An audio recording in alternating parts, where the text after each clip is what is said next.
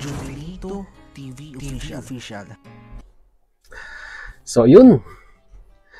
What's up mga kabagis? This is Jubilito TV Official at eto na naman po muli ang isang edisyon ng ating reaction video mga kalingap at kabagis, no?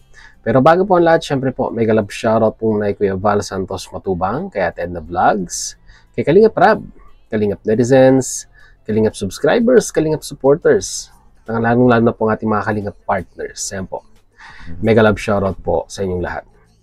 So ito na mga kalingap at kabagis, no? For today's reaction video, alam po natin ang reaction at muli po pagbibigay ng opinion dito po sa naging recent live streaming ni Kuya Val Santos Matubang, na kung saan ay may mga pointers siya at topics na pinag-usapan at hindi po mawawala dito yung patungkol po sa views ng love team ng EDSI.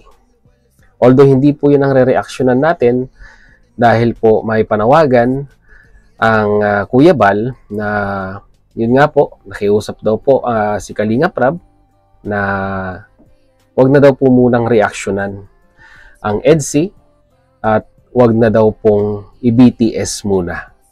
No, mga kalingap at kabagis, no? Alam naman natin na itong bago matapos ang 2024 at pagsalubong ng 2025 ay naging usapin talaga or pinag-usapan talaga. Hindi po ang EDSI, no? Hindi po ang tambalang Edu at Biancy. Bagkos, ang napag-usapan or ang pinag-usapan naman po talaga ay yung pong issue na patungkol dito po kay Edu. No? Let's face the fact, mga kalingap at kabagis, na yun po yung naging usap-usapan. Di po ba, mga kalingap at kabagis, no?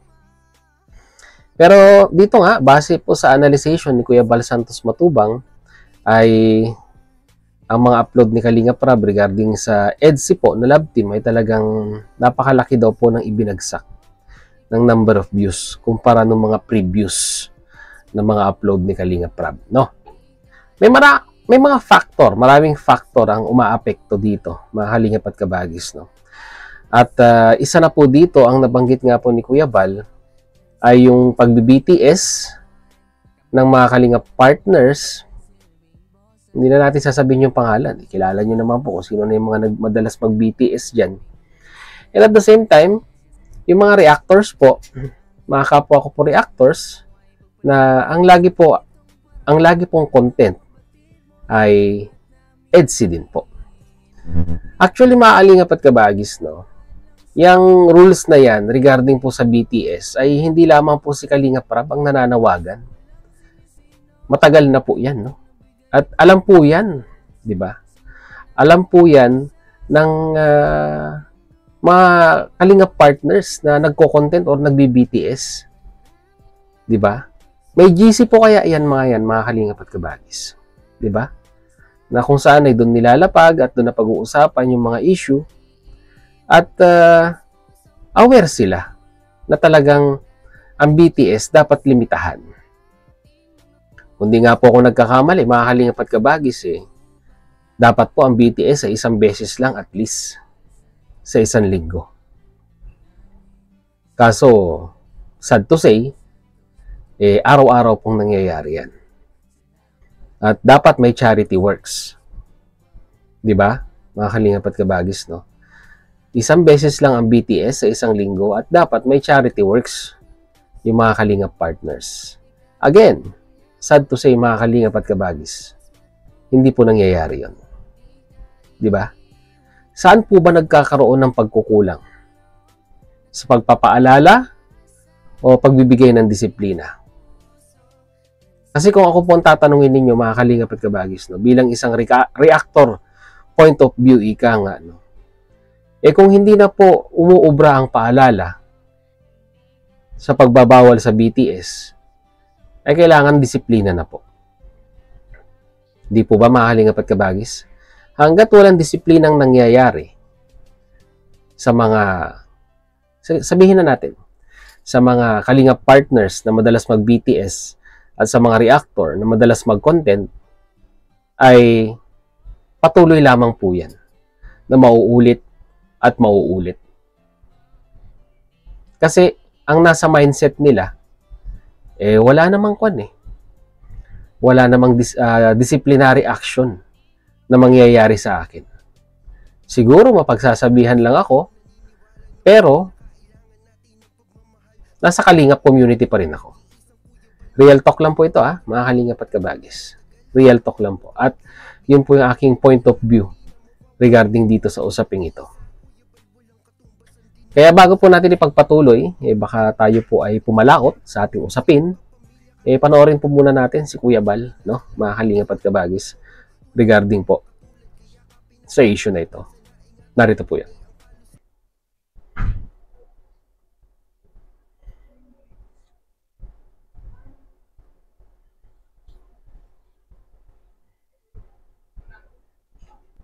Ng mga vlogs, si Kalingap Rab.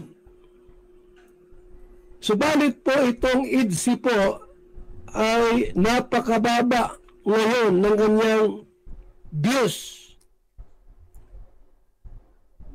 At may ads.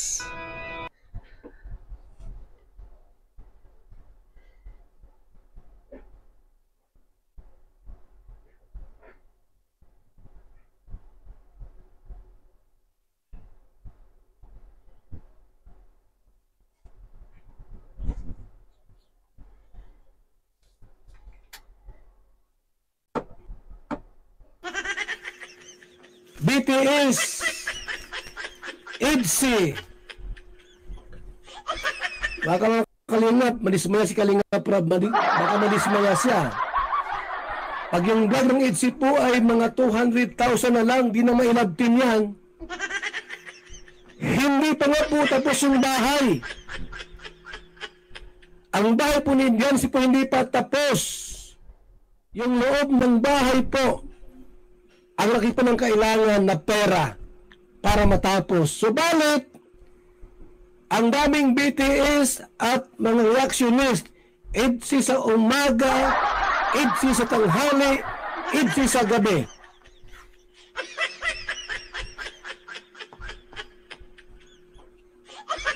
Bukas, 2 araw na po, yung isang last, yung itong kanyang upload video ni Kalingap Rab sa EDC. Napakababa ng views, mga kaibigan. Kaya nakiusap si Kalingap Rab na wag na munang gawa ng reaction video ang EDC. Wag daw po munang gawa ng reaction video o mag-BTS sa EDC po sapagkat hindi pa tapos yung bahay ni Diancy. Di ba tapos po ang bahay ni Diancy? Sa loob, halos kalahati pa lang yung nagawa sa loob ng bahay ni Diancy. Subalit, ang baba na po ng views at wala na rin gaanong sponsor. Wala na po. Okay. Tignan nga natin, no, mga Kalingap. I-check natin yung views ng latest video upload ni Kalingap Rab regarding po sa EDC. At least magka-idea po tayo, no?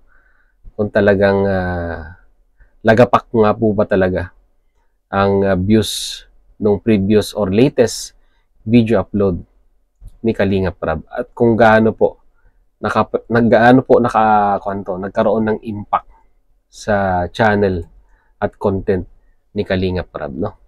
Okay, let's check. Kalingap Rab videos.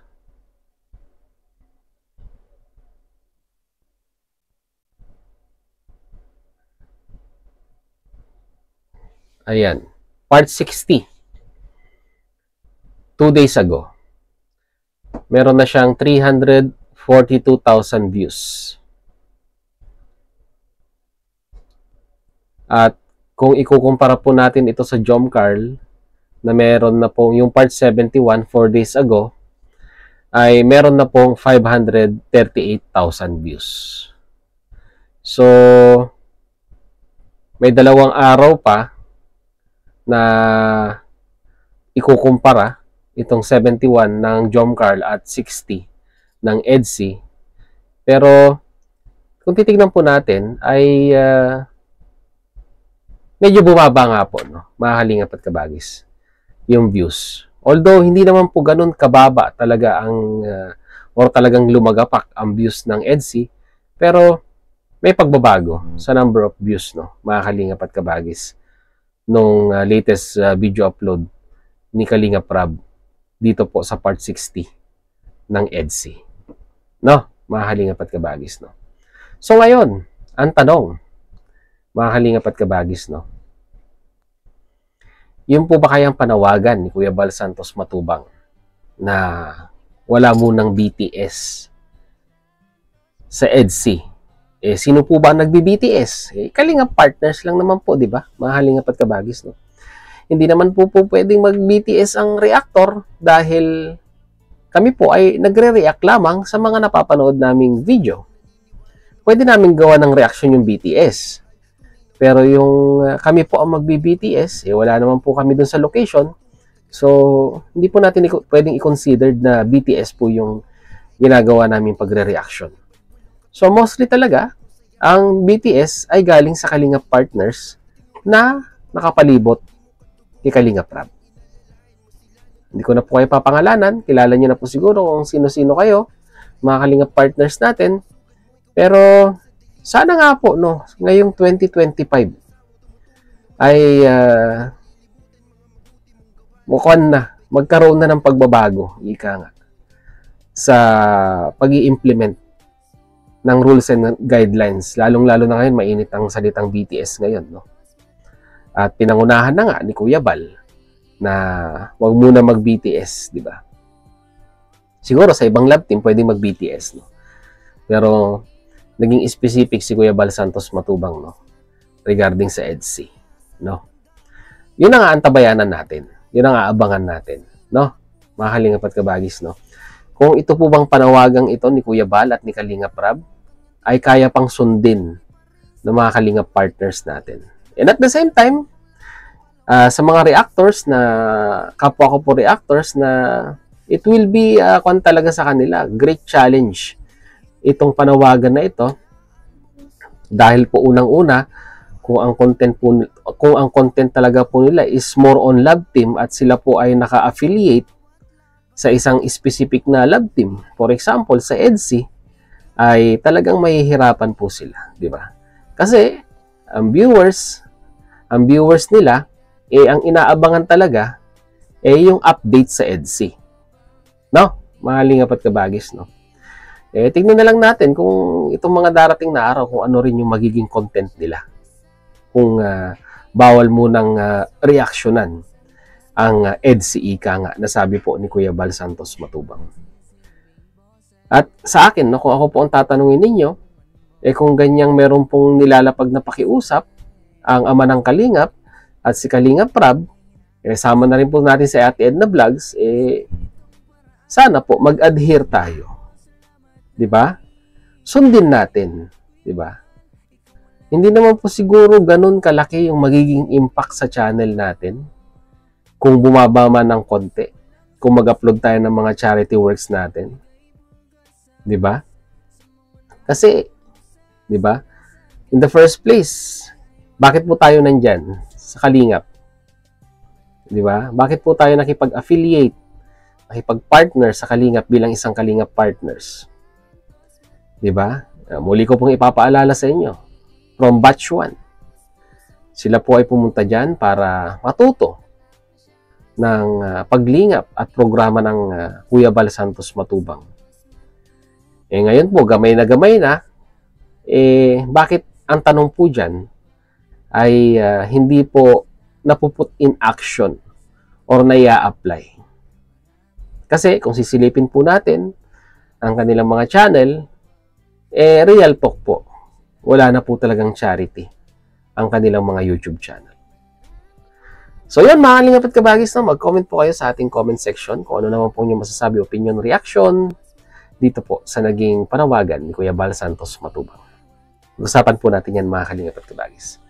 So hanggang dito lang, mga kalingap at kabagis. Once again, this is Jubilito TV Official, proud member po ng Team Vios at ng Team Koos. As I always say mga kalingap and kabagis, peace, God first, God bless po. Bye!